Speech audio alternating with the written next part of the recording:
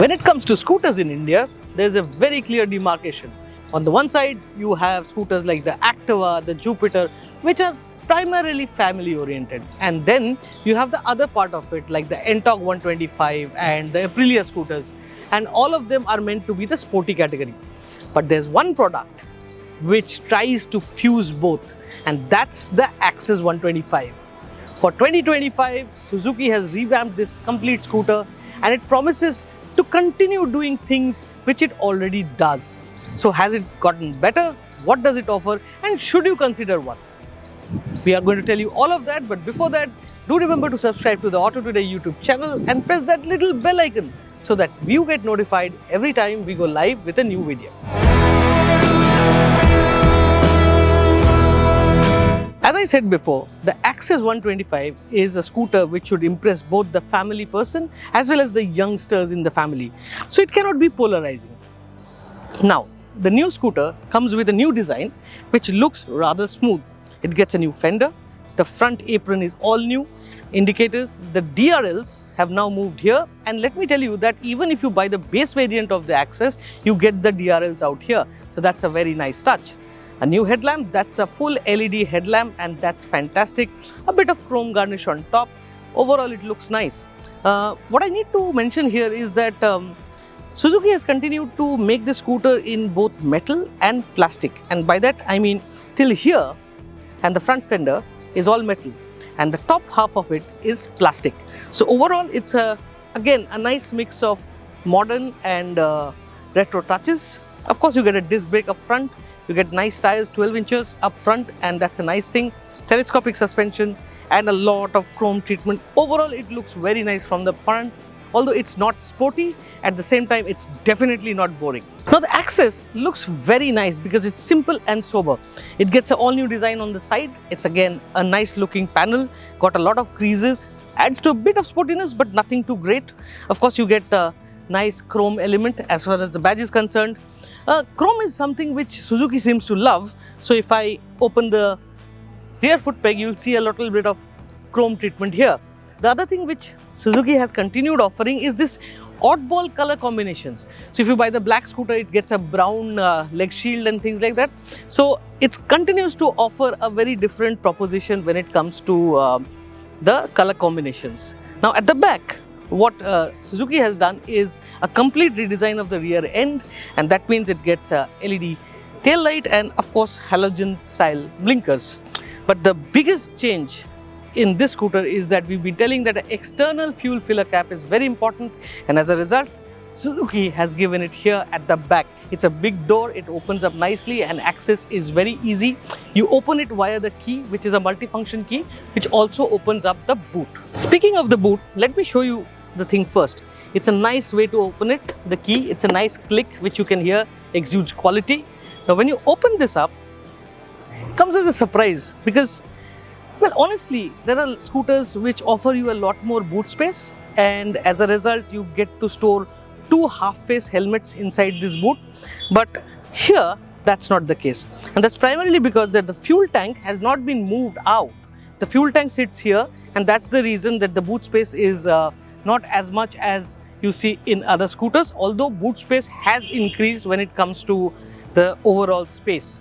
The other space to store your stuff is up front. You get these two pockets out here, and they are very handy if you want to plug in your mobile phone or something like that. You also get a USB charger here, so if you want to charge your phone, you can do that. Of course, the multifunction key will take care of the remote fuel lid as well as the seat. Moving on to the switch gear, it's a very nice set. It feels nice, it's got positive clicks to it, like so, and you know something has happened. When we move on to the instrument panel, this top of the line variant gets a fully digital cluster.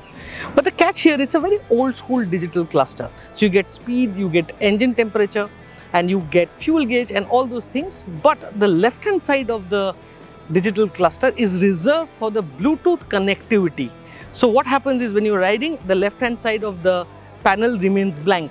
I think this could have been done better. Actually, the lower variants I think come with analog dials and they fill up the space very well. And I am a big fan of analog dials, so I'll still stick to that because the Bluetooth connectivity is operated via an app, and these apps are always glitchy with all manufacturers, and Suzuki is no exception. Getting on board the Suzuki Access is really comfortable. The seat height is not that much, and even someone like me with a 5'5" height can sit on it comfortably. The floorboard is nice and spacious, and these panels out here also offer nice grip, so your foot will not slip out. So that's a good thing to have. The handlebars come to you very naturally, and the mirrors are also well set. So overall, it's a very, very nice place to be on.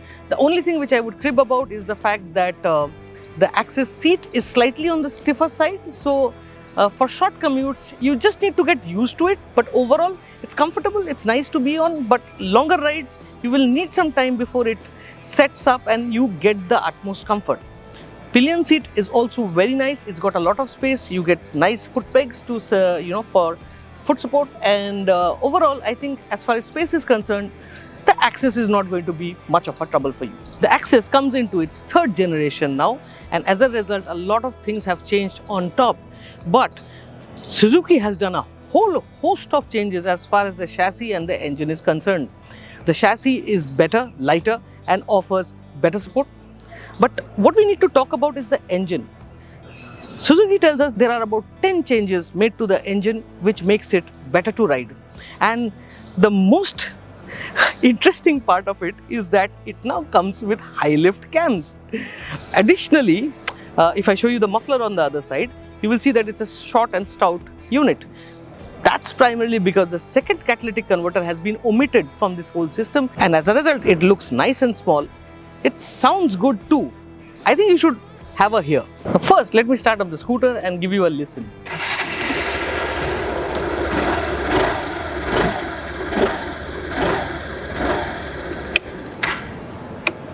It actually sounds nice and very refined, but let me tell you, on startup, there's a bit of vibes which creep into the floorboard part of it. Nothing alarming, but it's just that it's there initially. Now, let me tell you how it is to ride.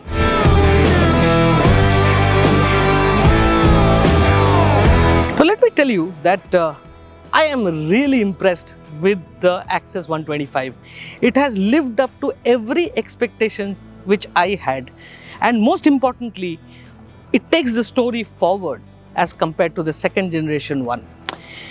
On the go, it feels nice and nimble. You know, the 106 kg weight roughly is very light for a scooter of this kind, and this makes it handling in the city very easy. Turn it around, move it around, whether you're in traffic or parking the scooter, you won't have any problems. Now, moving on to the engine part of it. This engine is one of the smoothest ones I have ridden, and at about 40 to 50 kph, you will be barely able to hear the engine. Sometimes I got a feeling of riding an electric scooter. That's how smooth it is. But the fun bit about this scooter is that the moment you twist the throttle, there's so much of torque coming in that it just starts zipping. I mean, of course, it's most comfortably between 40 and actually 70 kph, beyond which you start hearing the engine and you can feel the push. But there is very little resistance in the engine. You know, you don't feel like something is gruffy or something is holding you back. It feels like it is ready to go fast. Now, with fast comes handling, and that's something which the scooter excels at. Show it a corner. We are in Noida, so around a clover leaf or something, you just tip it over, it grips, and you would really enjoy it. But there is a problem. You see, to do all of that, the suspension has been kept a bit on the stiffer side. So the ride at slower speed is not as pliant. You feel those stone chips and things coming along. So it's not a soft suspension, it's a nice and taut suspension. It's not uncomfortable, but it is slightly on the sportier side. What aggravates matter is this seat. You know, it's stiff, so it doesn't absorb much when you go over a bump or something like that. So that's something which adds to that little bit of discomfort, let me put it that way. But overall, I just love the way the Access continues to impress the enthusiast amongst us. And on that day when you're very, very tired, and just want to get home, it's a nice and quiet scooter.